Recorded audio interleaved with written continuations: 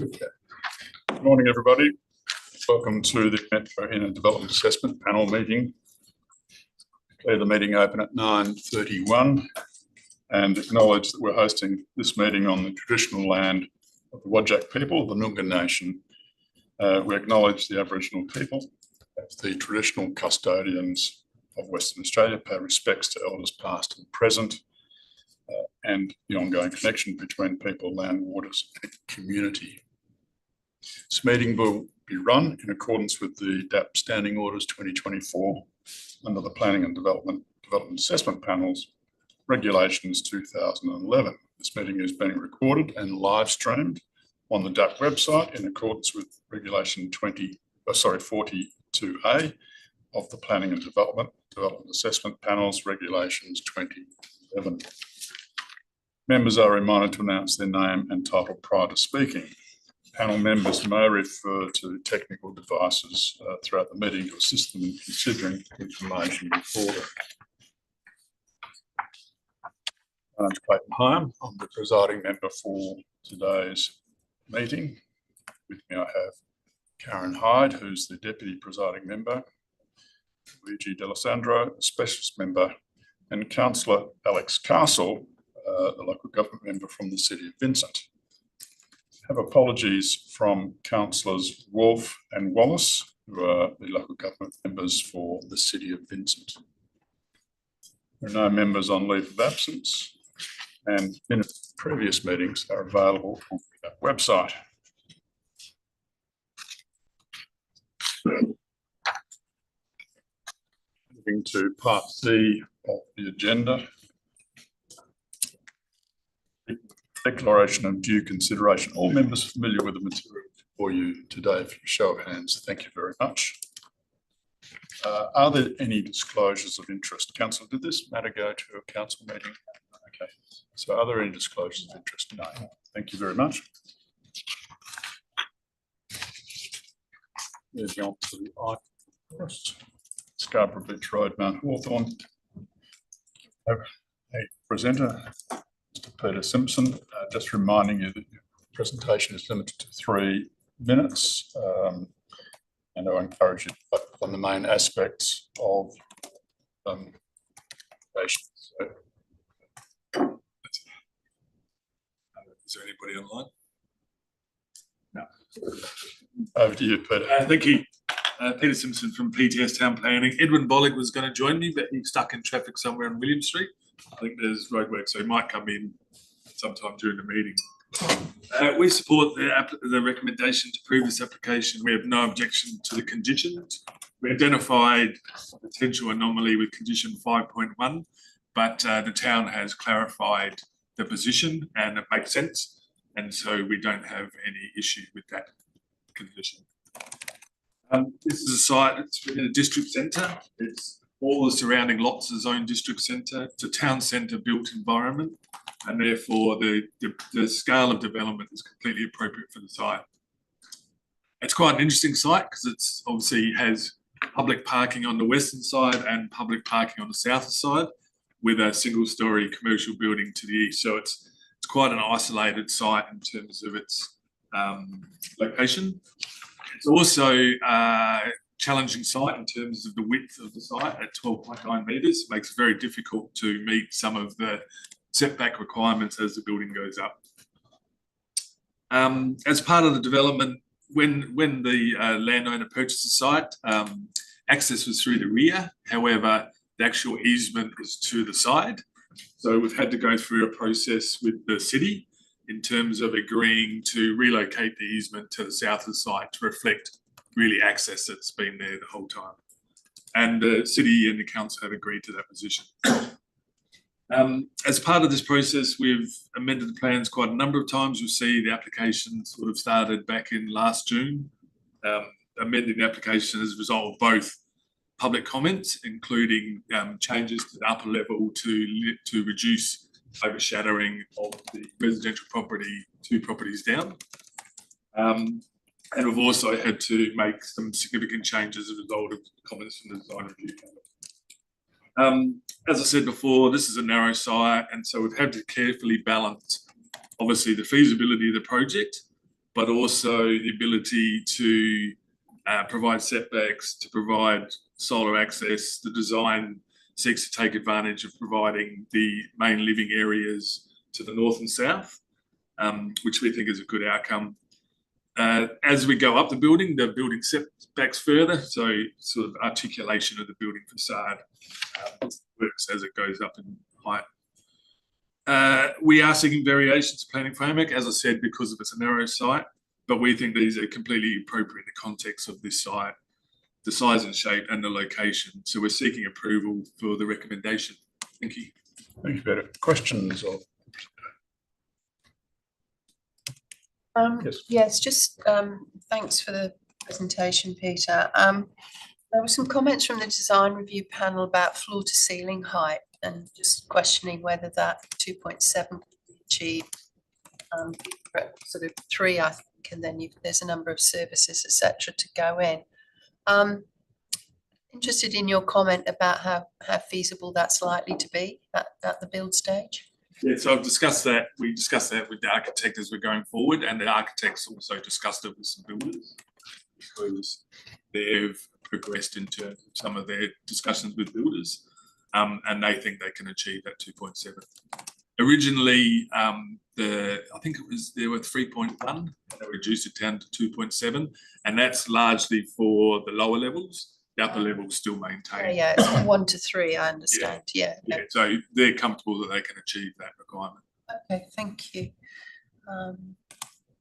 Yes, just one other, and I will address the officers in a minute, but I'm interested in your view. There are a number of conditions which require things to be provided, technical matters to be provided prior to the issue of a building permit.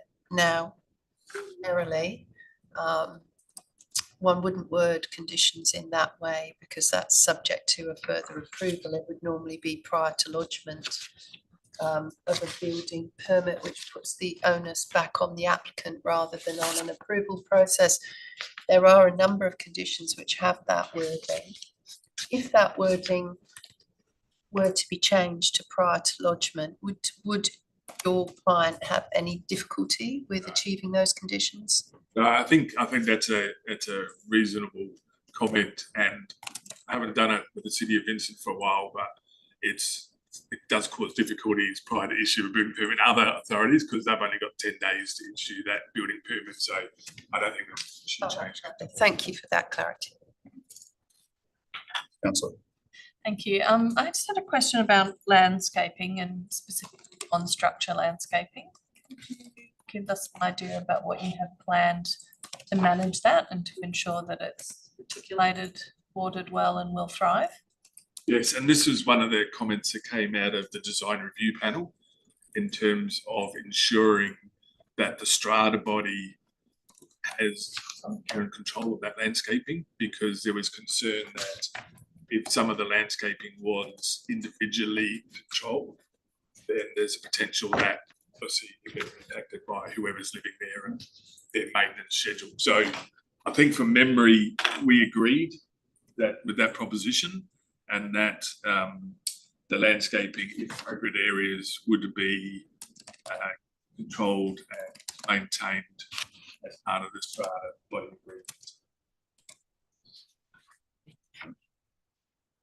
agreement. I'm referring to the easement now. The swept path that I can see from the diagrams goes outside the easement area. So I'm just trying to work out or see how that works. And the land is owned by the city and has that potential to be developed in the future, then how will the swept paths work? Yes, so as part of the process, this was a comment raised by the city, and the question was whether the easement was wide enough to contain the swept paths. And we then did those swept paths and acknowledged that it would have been wider. So I suspect we're going to have to go back to the city and say, I think it was 3.06 metres is the current easement. I think we'd need 3.8.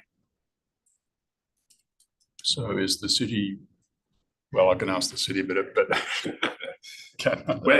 From our position, we haven't had any further discussions with the city other than responding. Yes, we agree that the so that would only work if the city agrees to that. yes. An issue for you, or in getting an approval that may have an element there that's not workable. Well, I think if it was an approval, then we'd potentially have to look at what else we could do. And that would potentially be changing the width of the access, maybe potentially changing how that stair comes down to provide some additional width at that access point, therefore to reduce. So it'd probably be something we'd have to do with detailed design in terms of if the city maintained a position of the 3.06, then what we could do to achieve that. Okay. All right. Thank you. Any further questions? Okay, thanks. Appreciate that. Move to the officers now. Is there any comment you want to make generally, or just respond to questions? Yeah, sure. I have a few comments just to make generally, just in response, just for clarification on condition 5.1. We have resolved that offline with the applicant, but just for to explain the city's approach with the allocation of parking, which was raised in the applicant's presentation. Essentially, we've sought to condition the minimum amounts of parking required under the framework as part of condition 5.1. So ultimately there's a 3-bay surplus on site, and that's within the stacker arrangement. The applicant has indicated that they would allocate one of those bays to the non-residential use and the remaining to the residential bays, to the residential residents. But there's a surplus of 3. So ultimately we've conditioned it so that in the future, if they were to need to reallocate some of those bays to the non-residential use, they could do so without needing to come back for an amended approval. So it's really safeguarding the minimums within the stacker arrangement while providing some flexibility. So I believe the applicant's supportive of that approach in that condition. But happy to take any further questions on that. And just to address the easement comments, ultimately the easement would need to be slightly widened. We've investigated that internally, and because that southern lot is likely to always, well, I'm fairly certain it will always remain as an access way. We're confident that an increase in that width would be supported and is accepted by the city. So it would be a minor adjustment to that agreement before it's finalised through Landgate. So it is on, it would need further approval, but internal teams are supportive of that minor change. So will that need council approval? I believe so, yes. Yeah, it would be an amendment. Yeah. Thank you. Questions of the officers? Yes, thank you. Just as a follow-up to my question earlier to Mr. Simpson, generally speaking, applying the wording prior to issue of a building permit is can be problematic. So would you find it acceptable for all of those conditions, because there are quite a few of them, half a dozen or so, that talk about issue. Do you have any difficulty of that being prior to lodgement? So our approach in that wording is because we can't actually hold up the lodgement of a building permit. So the wording based on advice we've received is to tie it to the actual issue or approval of a building permit, because an applicant can lodge a building permit and we can't hold up that lodgement essentially. So that is our approach. I guess the intent either way is the same. It's really to safeguard the outcome of those conditions at the building permit stage, and that's why we've specifically tied it to building permit. I'm not an issue with tying it to a permit, but it's the stage of the permit that's the question, because the issuing is by the building unit rather than by planning. So technically it's another approval. Yes. So tying a condition to a further approval can be problematic. Yes, I guess we would maintain our position that it would be prior to issue of permit. Ultimately, at the stage that a building permit is lodged, we check the conditions through the planning team. And yeah, like I said, that's based on the legal advice we've received on the basis that an applicant can lodge a permit and lodge a building permit without being held up, that we tie it to the issuing of the building permit. Okay. Further questions? Right. So I have one other, thank you. Condition 8, which relates to stormwater management. It's pretty straightforward. However, greater detail is provided in advice note 4, and the wording of advice note 4 shall be retained on site and so on and so forth. No further consideration shall be given to disposal of stormwater. The way that's phrased would appear to be appropriate for a condition or part of condition 8 rather than advice note 4. Did you have any thought on that? Yeah, I tend to agree. I think parts of that could form part of the condition. Ultimately, it's something that we review at the building permit stage and would capture as part of the condition anyway, but definitely see merit in that and would consider it for future changes. Right, thank you. And just one other, if I may. The applicant submitted a fair bit of information in terms of solar access internally and cross ventilation, noting that the plans they submitted were not to scale. When I look at the assessment that's included in the RAR, solar access seems to be considered around external solar access and solar access to neighbouring properties. And I just wondered, in the context of the R codes, did the city review the internal solar access to the apartments and the internal cross ventilation, and were you satisfied with that? Because I couldn't find that assessment in the report. Yes, we did. We have completed a full assessment. Ultimately, our RAR has focused on areas that seek departures to the acceptable outcomes. So we did review the solar access and ventilation tabulation of results submitted by the applicant. We've also verified our own assessment on that, and we're satisfied it does meet the acceptable outcomes of the R codes, and that the units are receiving sufficient solar access and ventilation as per those acceptable outcome minimums, Yes. but also achieving the element objectives of both. That's why it's not included. I see. Okay, thank you. Nothing further. Okay, thank you. Councillor, no questions? Thank you. Officers? Move to the item. A recommendation in the RAR for approval with number of conditions. Seeking a mover and second for the recommendation. Remover. Move deciding them. Thank you. Is there a seconder for that? Councillor, thank you. Karen, over to you. Yes, thank you. Yes, this is located obviously within the district centre and the urban corridor. The density proposed is compatible, therefore, with that aspect of the planning framework. No issues with that. It's obviously been thoroughly assessed by the design review panel that the city has been engaged.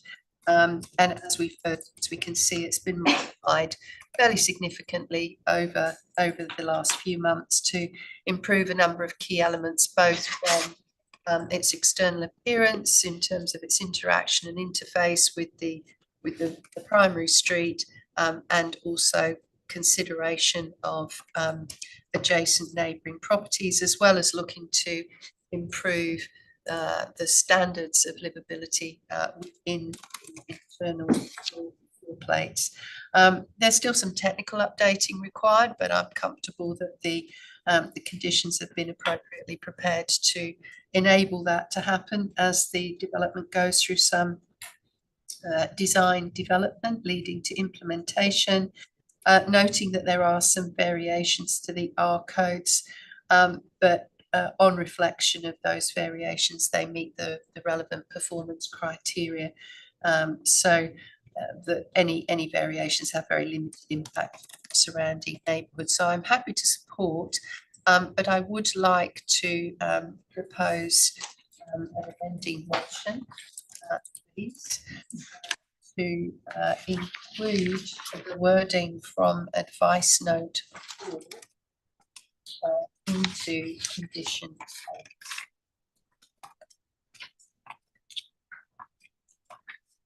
Okay. Is there a second for that? That's good. Thank you. Aaron, did you want to speak? Just very briefly, presiding member, I think that as agreed by the officers, adding the wording from advice note 4, which stipulates those requirements for stormwater management, simply adds some rigour to condition 4 and gives certainty and clarity to both the city and the applicant on those requirements. Any further speakers? No. It's self-explanatory. I'll put that motion. All in favour? The amendment. Thank you. That's carried unanimously. All still with you. Thank you. I would like to move a further motion, and that would be to change the wording on the conditions where they are stated to be prior to the issue of the building permit to prior to lodgement. And that would condition 3, condition 4.1, I think, to 6.1, 7.1, 10.1, 11, 12.1 and 12.2.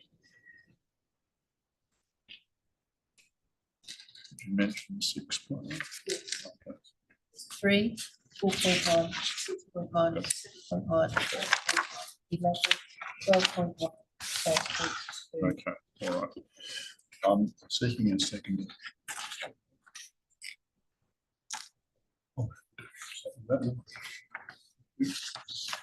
No? Again, just briefly, presiding member, and acknowledging the response that I received to the question. However, I think general practice has been to make sure that conditions are complete within themselves and not rely upon further approvals down the track. And I think where this relies upon issues and approvals of a building permit, there's a certain amount of uncertainty from an applicant's point of view, and lodging an application for a permit sits within the bailiwick of the applicant, and therefore I think provides clarity around what's required for the application without leaving it to open-ended to a further approval. Okay, thank you.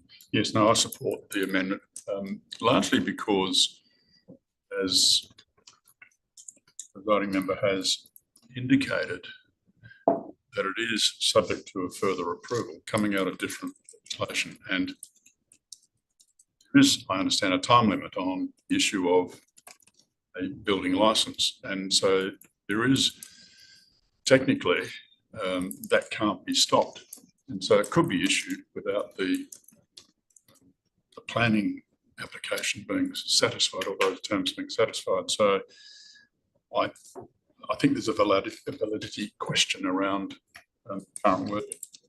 I'm happy to support that. First, yes, Councillor. Thank you, presiding member. I don't support this amendment. I take the advice of administration that they've sought legal advice on this issue, and I would be equally concerned that if we were to replace the word issue with lodgement, that the city would have no power to enforce that condition, given that lodgement is in control of the applicant.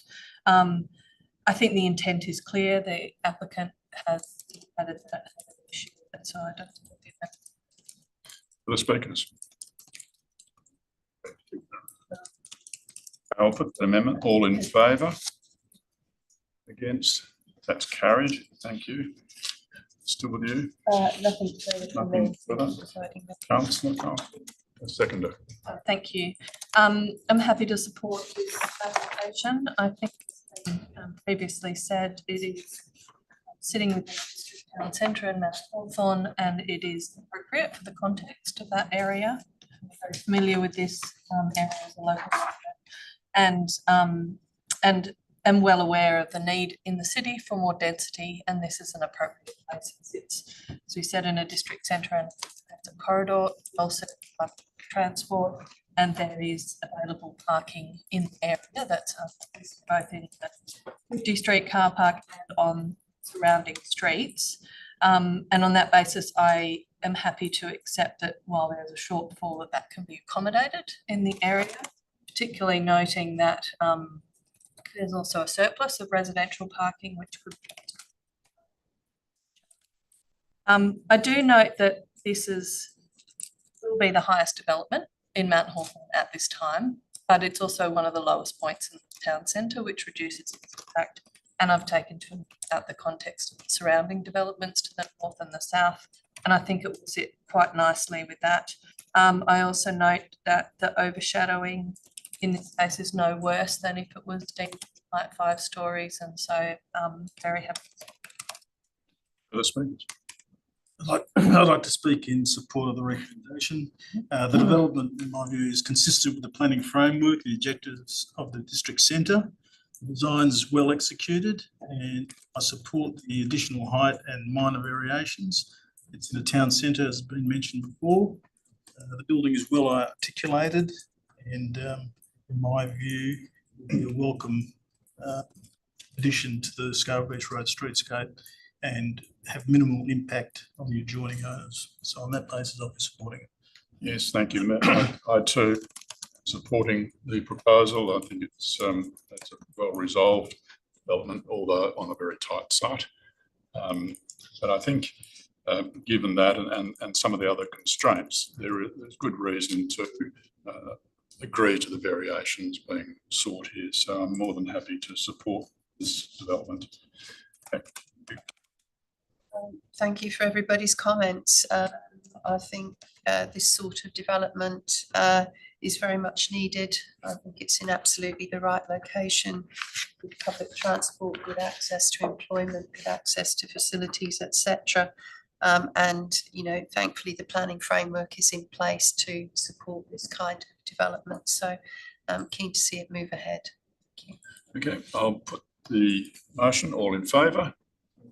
That's carried unanimously. Thank you very much. Just moving on, there are no Form 2 applications for meeting and no Section 31 reconsiderations. Part D, there's a list of SAT matters currently underway, and I declare the meeting closed at 9:58. Thank you everyone for your attendance. Thank you.